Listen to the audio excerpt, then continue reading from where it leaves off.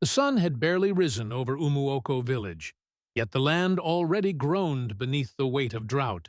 The once green fields were now cracked like old pottery, and dust floated in the wind like forgotten prayers. The Harmattan breeze whispered through the dying maize stalks, carrying with it the smell of smoke, dry leaves, and silent hunger. In the middle of that quiet suffering, a young girl worked alone in the field. Her name was Adana, the daughter of a poor farmer. Barefoot, her faded wrapper tied tightly around her thin waist, her skin glistening with sweat and determination.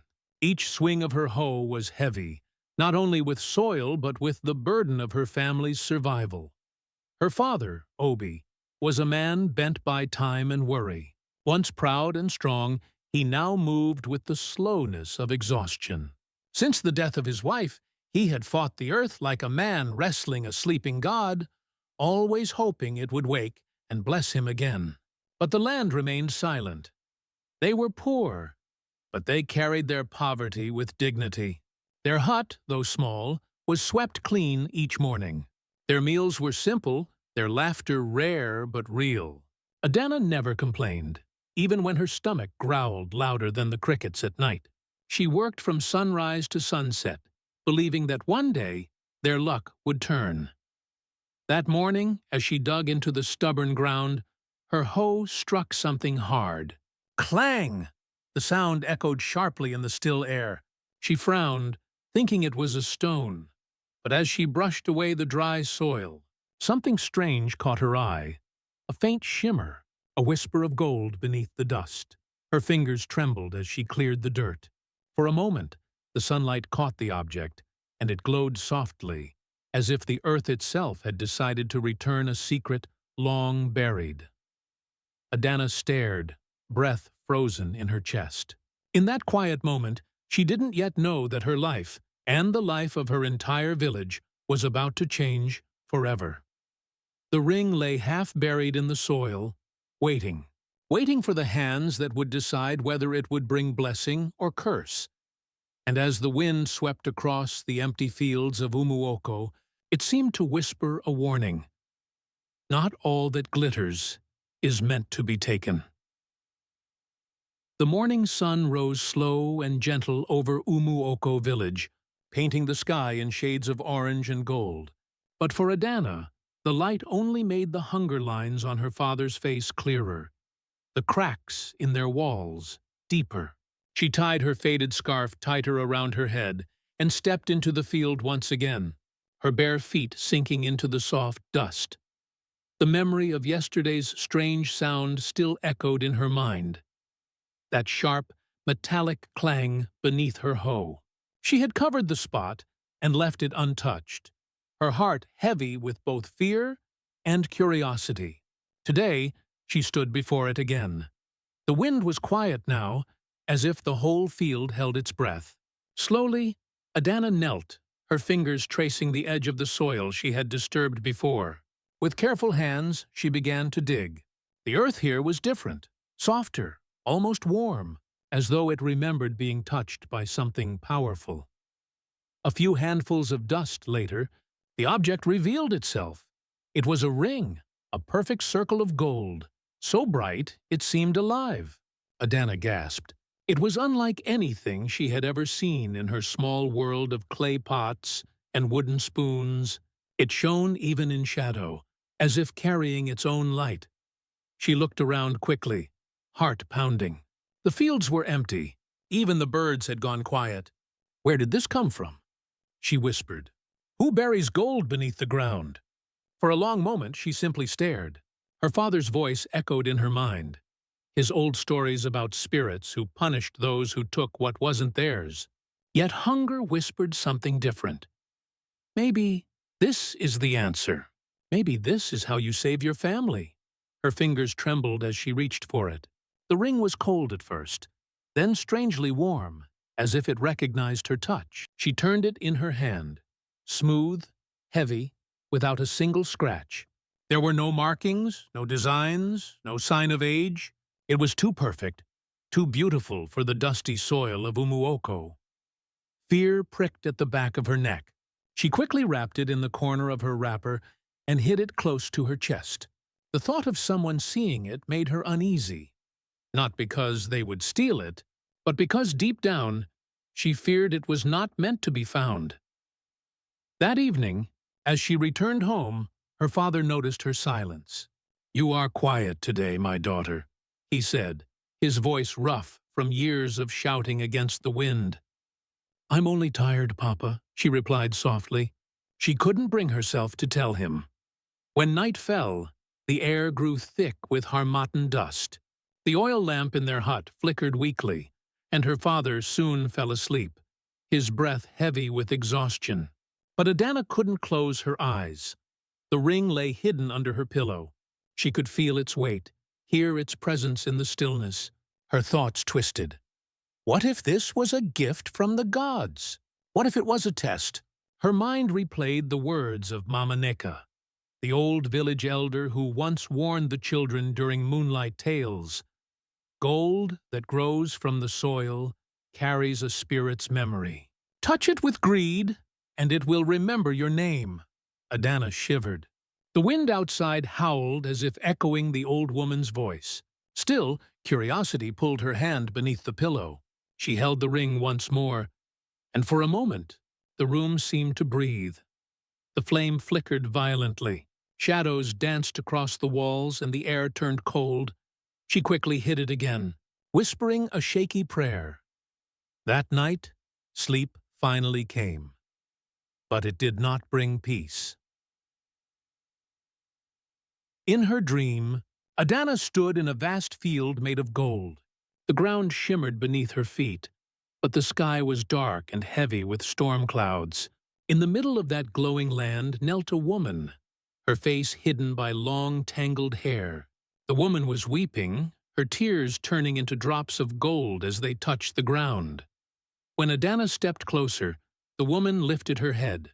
Her eyes were hollow, her voice soft like a whisper through leaves. "Child of the earth," she said, "return what was not yours to take, before the soil remembers."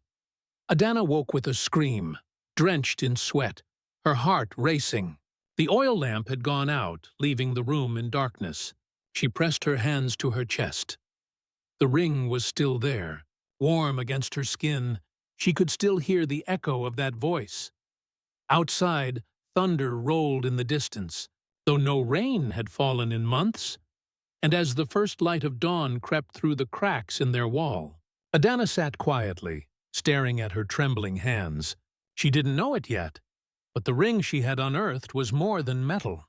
It was fate, and fate, once disturbed, never sleeps.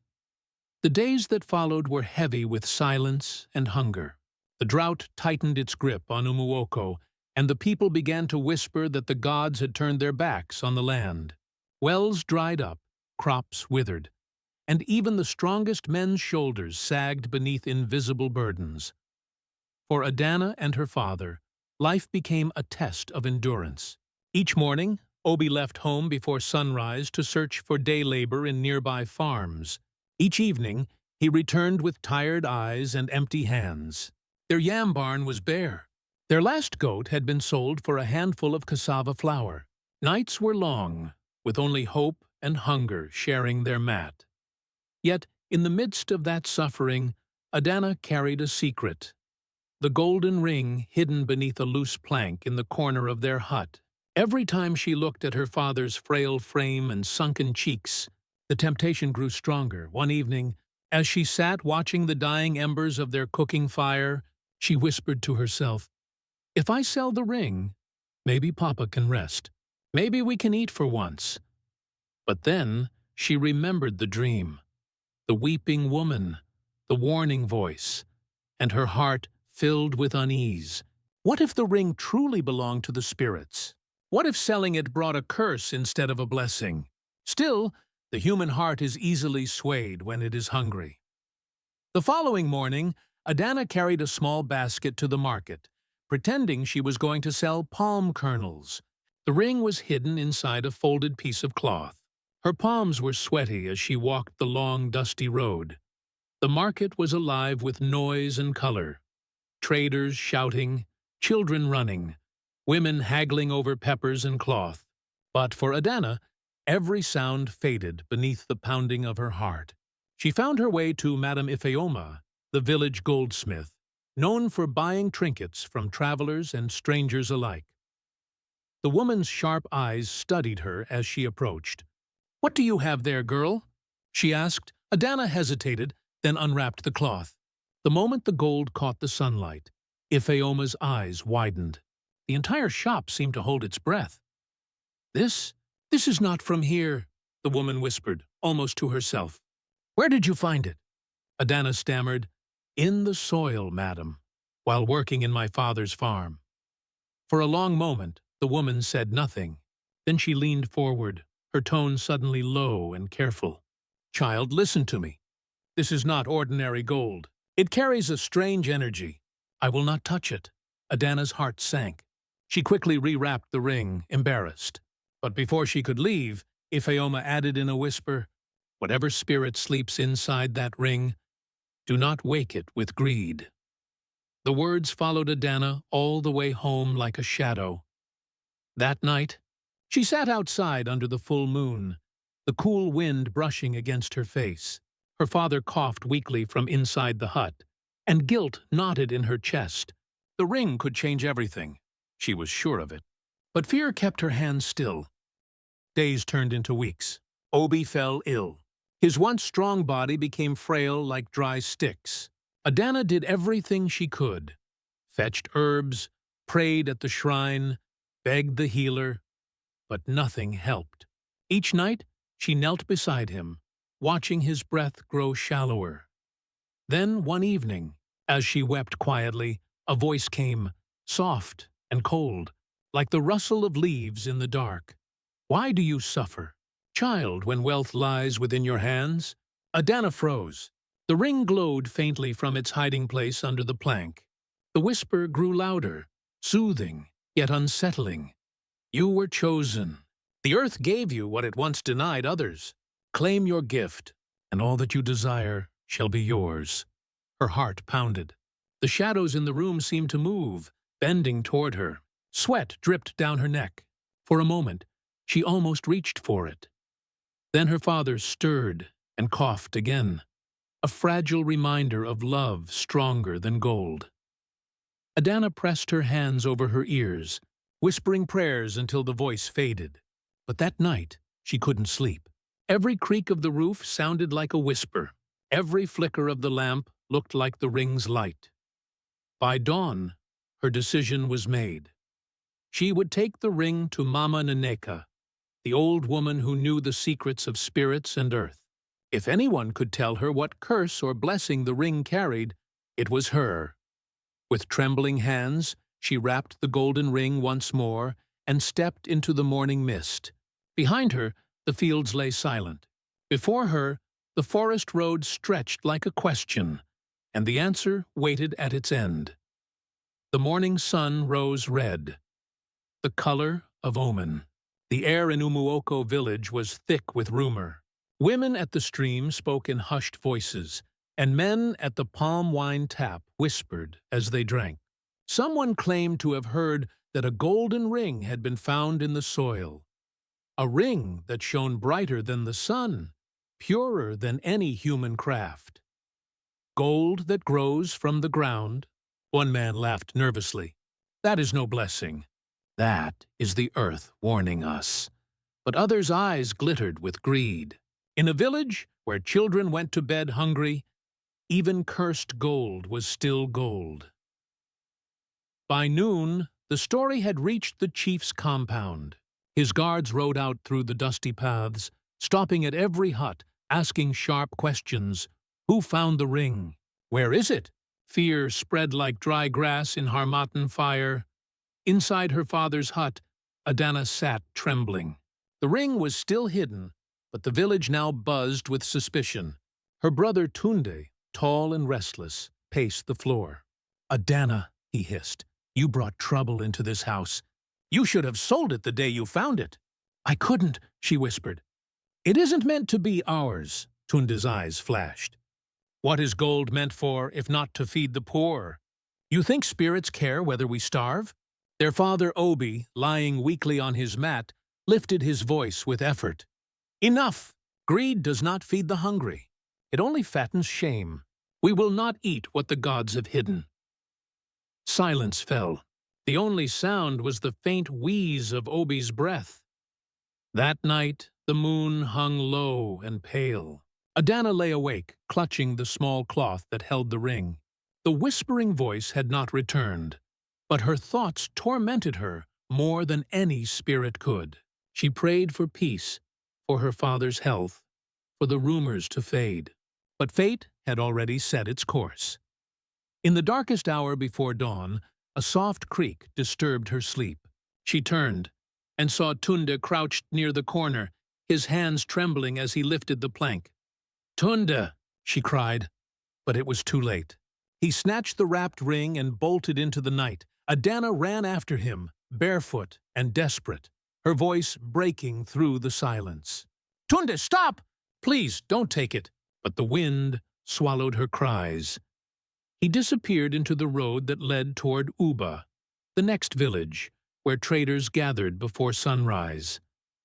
Adana fell to her knees, tears mixing with the dust. She felt the ground shiver beneath her palms, faint but real, as if the earth itself had stirred. By morning, the news came like thunder. A traveler burst into Umuoko's square, breathless and frightened. "Bandits!" he shouted. They attacked the road to Uba before dawn. A young man fought them. They said he carried something golden. He escaped, but the thing was taken. Adana's heart stopped. Tunde returned at sunset, clothes torn, face bruised, eyes hollow. He stumbled into the hut, falling at their father's feet. "They took it!" he gasped. "The ring is gone." Obi's silence was heavier than anger. He looked at his son, his firstborn, and then at Adana. "You have offended the spirits," he said quietly, "and they will collect their due." That night, rain clouds gathered, though no rain fell. The air was thick and strange, as if watching. From the forest, owls cried in the dark, a sound that made even the elders cross themselves. The next morning, people gathered at their hut. "The gods are angry," they murmured. "The farmers' children have stolen sacred gold." "First the drought, now this," said another. "The earth will not forgive." Shame crushed Adana's heart. She wanted to speak, to explain, but every word died in her throat. Her father coughed violently, clutching his chest, and collapsed. The healer was called, but the old man only shook his head. "It is not sickness that grips him," he whispered. "It is the weight of what was taken from the earth." Days turned into weeks. Obi grew weaker, his eyes dim with sorrow more than pain. Adana tended to him day and night, her hands shaking with guilt. Sometimes she heard him murmuring in his sleep, words broken by fever. "Return it, before the land remembers." But there was nothing to return. The ring was gone, swallowed by greed and darkness. At dusk one evening, as Adana sat beside the fire, a sudden gust of wind swept through the hut, scattering ashes into her face. For a heartbeat, she saw, or thought she saw, a woman's shape in the smoke, weeping softly, her hands dripping with soil. The vision vanished, leaving behind only the sound of her father's labored breathing. Adana bowed her head and whispered through her tears, "If the earth wants it back, then I will find it. Or it will take me too." Outside, the night deepened. Somewhere in the distance, thunder rolled. Not yet a storm, but a promise. The days after her father's collapse felt endless, each one darker than the last. Umuoko's fields lay barren. The sky refused to rain. Even the birds that once sang over the farmlands had gone silent. Adana moved through her days like a shadow. She rose before dawn to fetch water, but her eyes always turned toward the cracked soil where she had first struck the ring. The spot seemed to breathe, faint, trembling, as though the earth still remembered. Each night, the same dream returned. A woman, tall and sorrowful, stood in a field of gold dust. Her hands were covered in soil, her face hidden by a cloth of mourning. She would whisper, her voice soft yet heavy, "Return what was taken, or the earth will take you." Adana would wake with her heart racing, the air around her thick and strange, the smell of dust and metal lingering in her nostrils. Guilt became her only companion. Tunda refused to speak of the ring again. He wandered the fields, restless and haunted, avoiding her eyes. Their father, Obi, lay weak, whispering to unseen spirits. One night, as Adana sat outside under a thin moon, she heard a low humming, like a song carried by the wind. The voice was old, trembling, yet somehow familiar. She followed it beyond the village, across the narrow stream, and into the thick forest that bordered Umuoko. There, in the distance, she saw the faint glow of firelight. An ancient shrine stood beneath the twisted roots of a massive tree. Its walls cracked, its roof nearly swallowed by vines. At its center sat Nkem, the oldest priestess in the region, her eyes pale as moonlight, and her skin marked with sacred ash. Adana fell to her knees. "Mother, forgive me," she whispered. "Something was taken from the earth, something that has cursed my family." Nkem tilted her head slowly, as though she already knew. "The earth does not give gold without reason," she said, in a voice that creaked like dry wood. "Tell me, child, where did your hands touch the light?" Adana told her everything. The ring, the dreams, Tunda's theft, the whispers, and her father's sickness.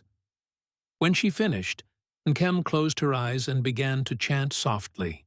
The air grew colder. The flames around the shrine turned blue. Then, from the shadows, she lifted a small clay bowl filled with blackened soil. "The ring you speak of," she said at last, "belonged to Queen Iyale, a ruler whose heart was devoured by greed.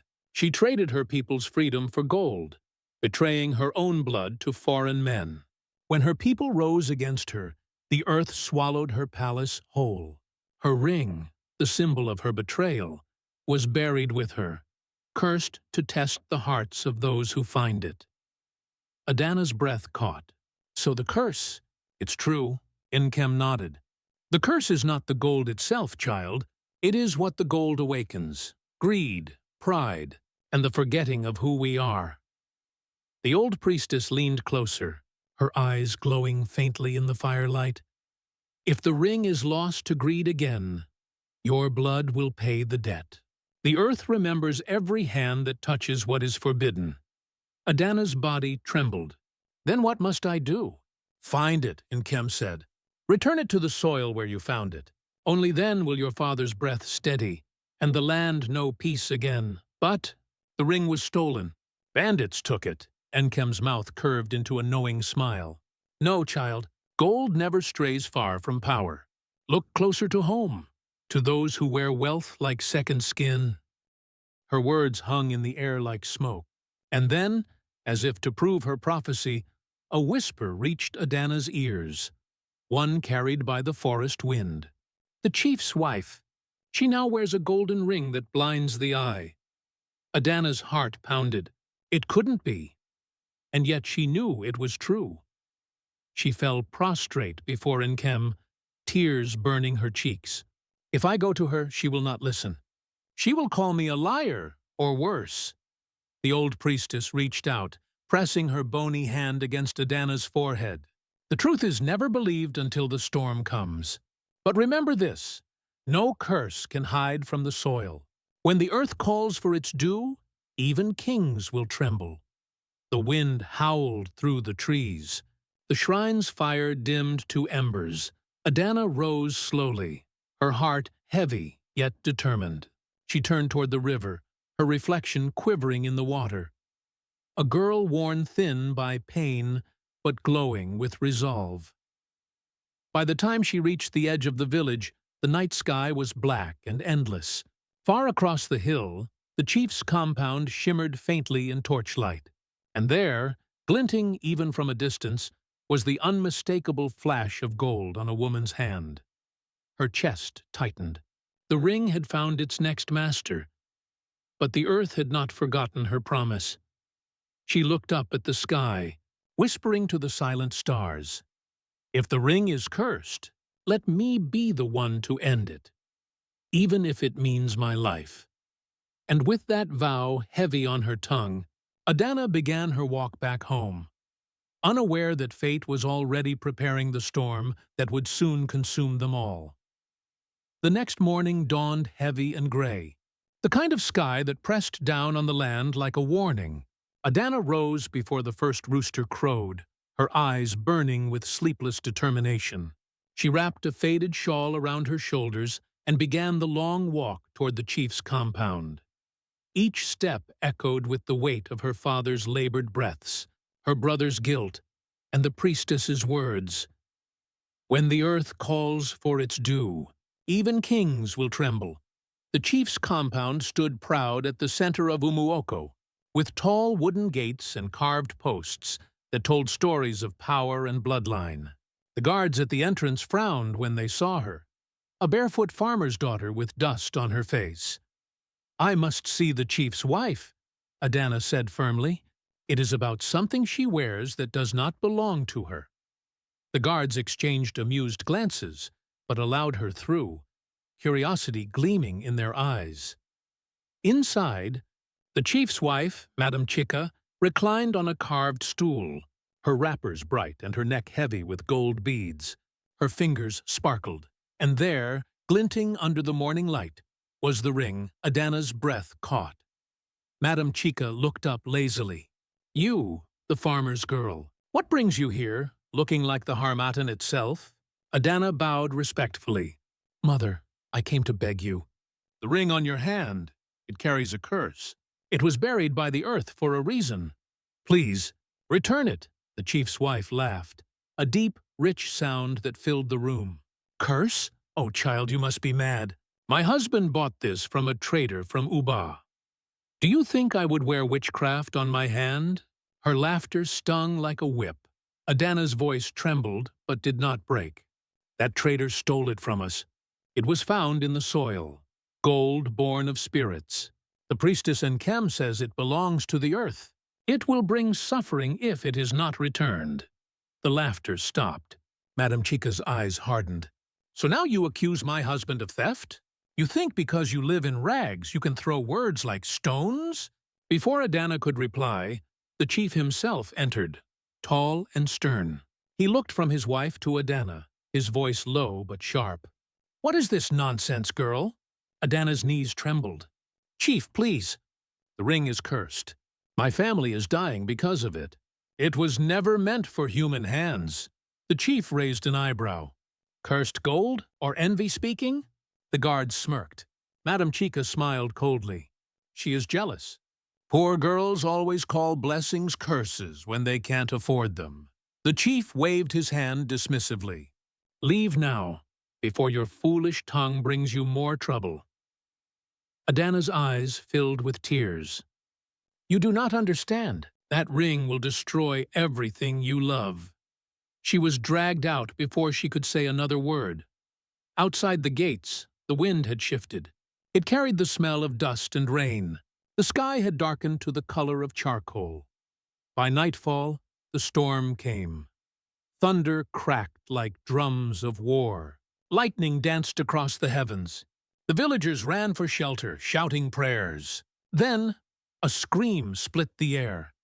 It came from the chief's compound. Adana, huddled beneath her hut's thatched roof, heard the commotion and ran toward the sound. She found a crowd gathering, faces lit by flashes of lightning.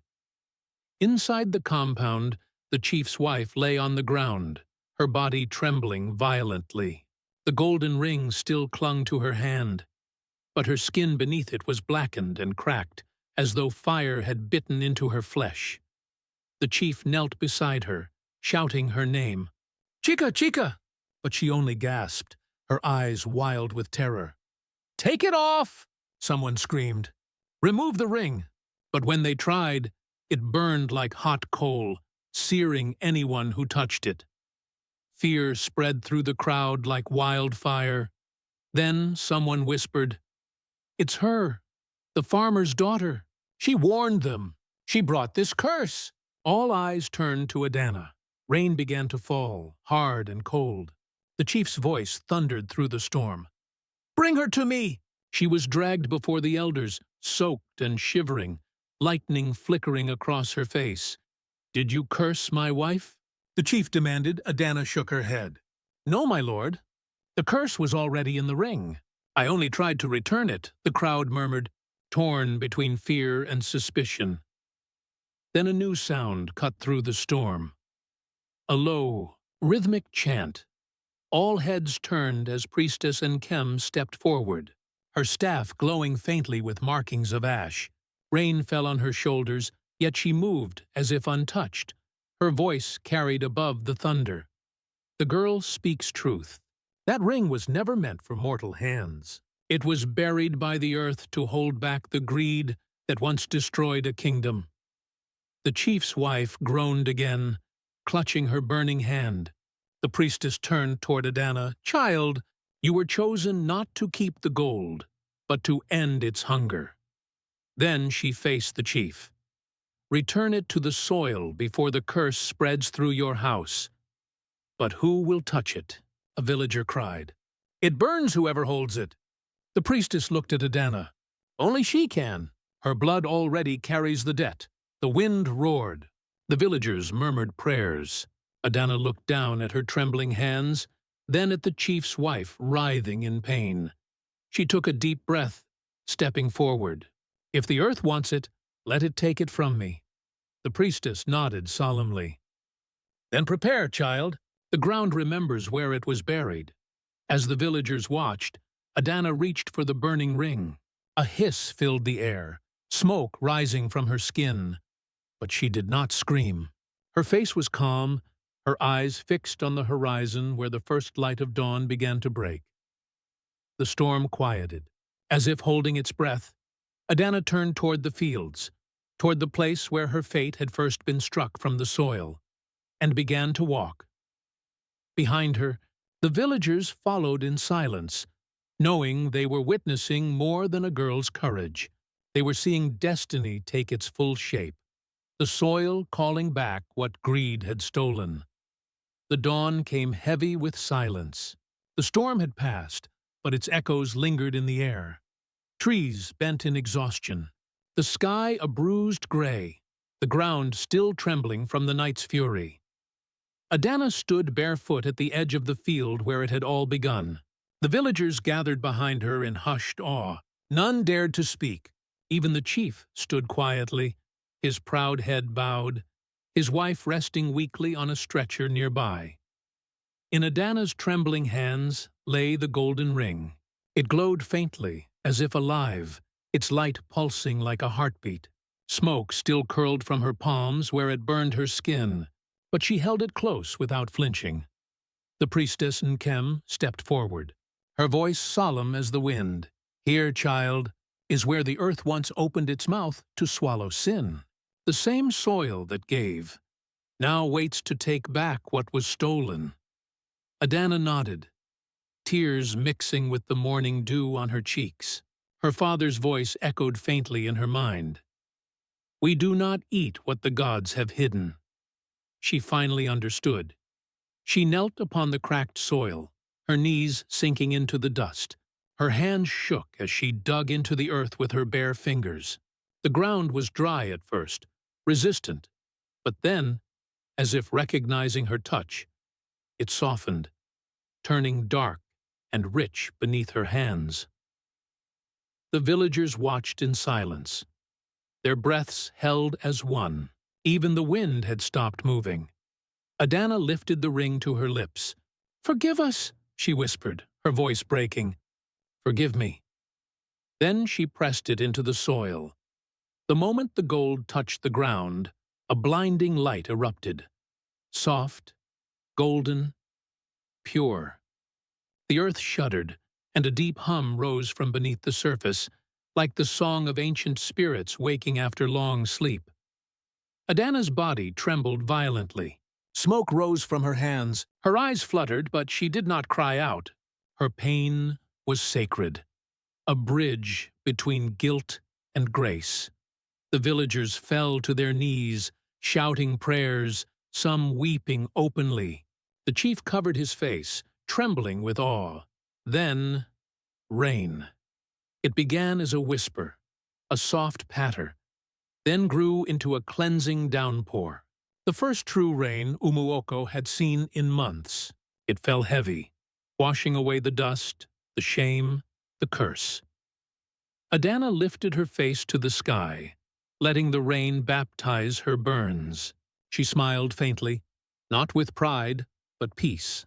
Her body gave way, collapsing gently onto the earth she had healed. The priestess in Kem rushed to her side, lifting her limp form. Adana's hands were scarred, her palms darkened where the ring had burned them, but her chest still rose and fell. She was alive.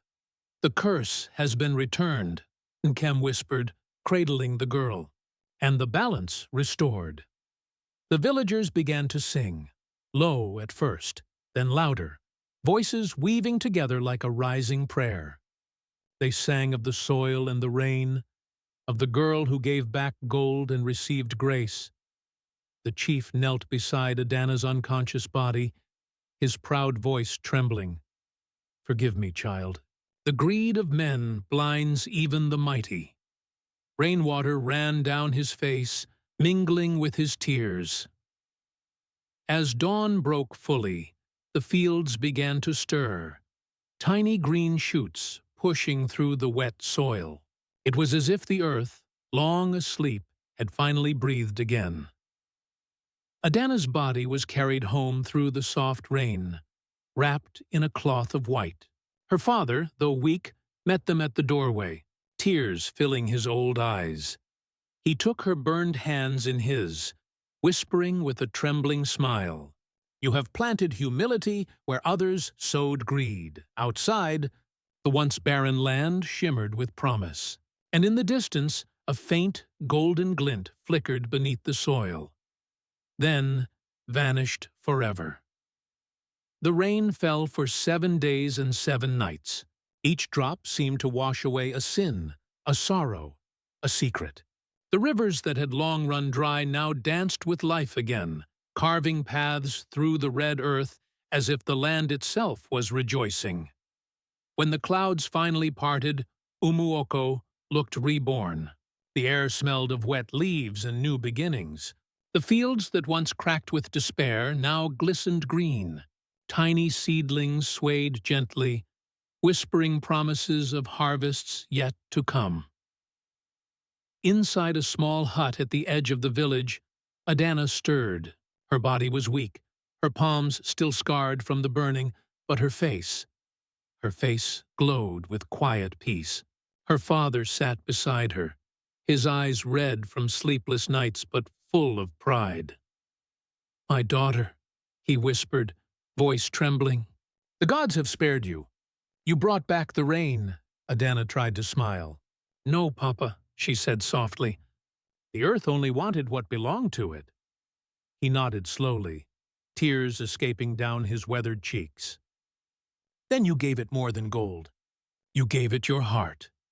Outside, the sound of drums began to rise, slow at first, then growing stronger. The villagers had gathered, their faces bright with joy and gratitude. The chief himself arrived, walking humbly, his rich robes wet with dew. His wife, now healed but forever changed, followed behind him, her eyes lowered in shame. They entered the hut quietly. Adana tried to rise, but the chief stopped her with a gentle gesture. "Stay, child," he said. His voice was low, stripped of pride. "No one in this village deserves to bow before me today. It is I who must bow before you." He knelt before her, the most powerful man in Umuoko, pressing his head to the floor. Gasps filled the hut. "I took what was not mine. My greed brought pain to my people. But your courage, your purity, brought back our life." He paused, tears wetting the ground. "Forgive me, Adana. Forgive us all." Adana's eyes filled with tears. "You owe me no apology, my chief," she whispered. "We all learned from what the earth showed us, that no blessing comes from greed." The priestess and Kem entered, her staff glowing faintly in the morning light. "The spirits are pleased," she said, her tone deep and steady. "They have seen the humility of this land, and they have given back its heart. Let no man forget what the soil can give and what it can take." That night, the village held a feast, not one of wealth or excess, but of thanksgiving. Yams were roasted, drums were beaten, and songs were sung in Adana's honor. Children danced around her, chanting her name, their laughter echoing across the wet fields. But Adana did not boast. She sat quietly, her eyes on the stars. To her, the night sky looked different now, brighter, alive. She felt her mother's presence in the wind, her voice whispering through the leaves, proud and soft. The earth remembers its children. Weeks turned to months, and Umuoko flourished. The harvest was plentiful. No one went hungry again. The chief decreed that every year, on the first rain of the season, the people would gather in the fields to honor the daughter of the soil, the girl who gave up gold to save them all. Adana's story spread far beyond her village, sung by griots, told by firesides, passed from mother to child as a tale of faith and humility. And though she carried scars upon her palms, they became her pride, the marks of a covenant between human hands and the heart of the earth. Whenever she touched the soil after that, crops grew faster, greener, as if the land itself recognized her touch. One evening, she walked alone to the field where she had first found the ring. The setting sun painted the horizon gold, and the soil beneath her feet was warm and alive. She knelt and whispered a final prayer. May we never forget that what lies beneath us holds the power to bless or break us. A soft breeze answered her, the same wind that had once carried warning, now carrying peace. Adana smiled, her heart full. The earth had taken what it needed, and in return, it had given her something far greater, the gift of purpose. Many years passed, seasons turned, children grew, and the village of Umuoko thrived. The land that once cracked beneath hunger now shimmered with life. Yam vines curling like green ribbons, cassava fields thick and sweet with promise. But among the people, one story refused to fade. They called it the tale of the farmer's daughter who buried gold and reaped grace. On warm nights, when the moon sat heavy and full above the hills, mothers would gather their children by the fire. The flames danced in their wide eyes as they whispered, "Listen and remember, for this is how our land was saved." They told of Adana, the girl who found a golden ring in the soil, a treasure that tested hearts and revealed the truth of human greed. They spoke of how she carried a burden meant for spirits, how she gave up the world's riches to heal her people. And as they spoke, the night wind would hum softly through the trees, as if the earth itself was listening. Once, a curious child asked, "Mama, was the ring real?" The mother smiled gently, brushing the child's cheek. "Real or not, my child, some treasures are not meant to be worn. They are meant to be buried, so that hearts may grow." And in the fields beyond the village, where the ring once slept, the wind would stir the tall grasses, making them shimmer faintly in the light, as if something golden still rested beneath. A quiet proverb remained on every tongue. The soil does not forget the hands that returned what greed had stolen.